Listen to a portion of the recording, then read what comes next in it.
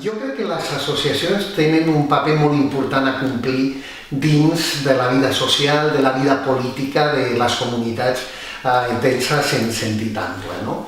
Vull dir, venim d'una història, i encara avui estem ficats amb això, en la que qui fa la política són els polítics. Jo crec que això és quelcom que ha de canviar, necessàriament ha de canviar. No únicament pels problemes que genera aquestes formes polítiques de delegació, sinó també pels propis canvis que s'han produït en la manera de ser social, no? Per tant, què vol dir això? Vol dir que la política la fan els ciutadans. I per fer política, els ciutadans poden tenir moltes maneres de fer-ho, però potser la més fàcil és la de treballar conjuntament amb altres persones. Això és el que pren forma en associacions que d'alguna manera responen als interessos dels diferents grups que s'uneixen en funció justament d'allò que els mou, no? Per tant, la primera idea és la política avui en dia és una política que no la fan ni l'han de fer únicament els polítics, sinó que l'ha de fer la ciutadania, i uns actors fonamentals són les associacions. De quina manera poden jugar aquest paper? De quina manera poden actuar? Jo crec que el primer és convertir-se realment en interlocutors.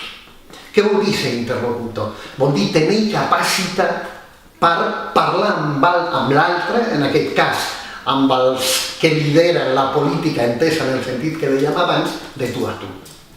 Jo crec que des d'aquest punt de vista els moviments socials no únicament han de jugar un paper expressiu, de dir les necessitats de la societat són aquestes, no, han de jugar un paper realment d'interlocució, que vol dir de supervisió, control i col·laboració en l'elaboració de la política i en el disseny de la política i en el desenvolupament de la política.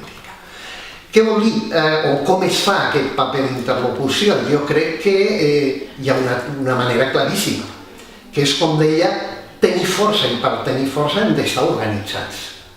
La manera de lluitar o de contrarrestar el poder és justament convertir-te tu mateix en un poder.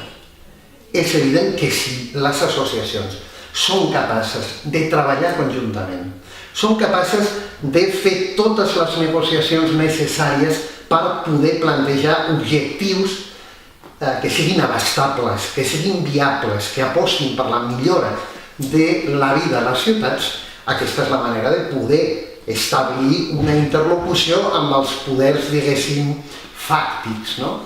Jo penso que a mig plaç, a veure, no és que ho pensi jo, això, els estudis teòrics ho plantegen, l'evolució cap a el que se'n diu els models relacionals, en els que els polítics, l'administració, juguen un paper més d'organització, més de creació d'escenaris, però la política la fa realment les negociacions que es produeixen entre els diferents sectors, entre el sector empresarial, entre el sector ciutadà, entre el tercer sector i la pròpia administració pública. Si realment aquests models que jo diria que són els més apropiats al tipus de desenvolupament que estem tenint en les nostres ciutats, malgrat tot el tema de les retallades, de la involució a la que estem assistint, desafortunadament, en aquests últims anys,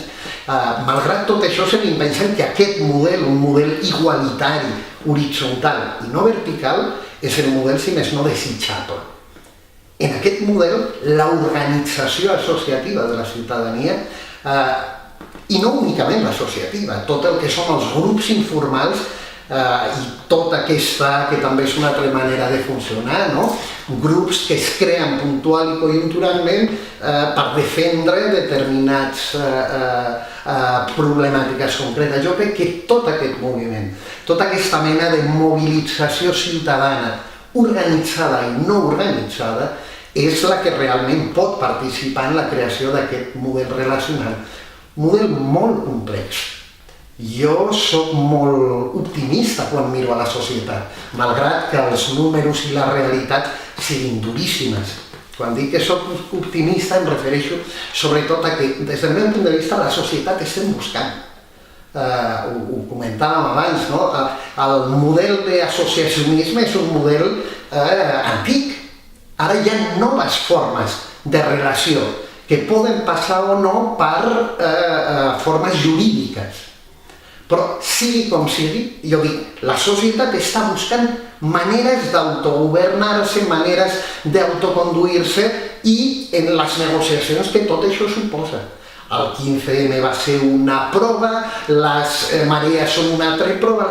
Els diferents moviments ciutadans són, des del meu punt de vista, iniciatives que estan buscant formes de funcionament social. Jo crec que, clar, l'avantatge de les formes organitzades és que estan organitzades i, per tant, són fàcilment identificables. El problema dels grups informals és que difícilment podem trobar interlocutors específics amb els que parlar. És això que hem d'aprendre. Hi ha autors, ho sabeu perfectament, que parlen de l'anonimat, etc. Jo no entenc l'anonimat en el sentit de dir no hi ha ningú, no, ha d'haver-hi algú que parli.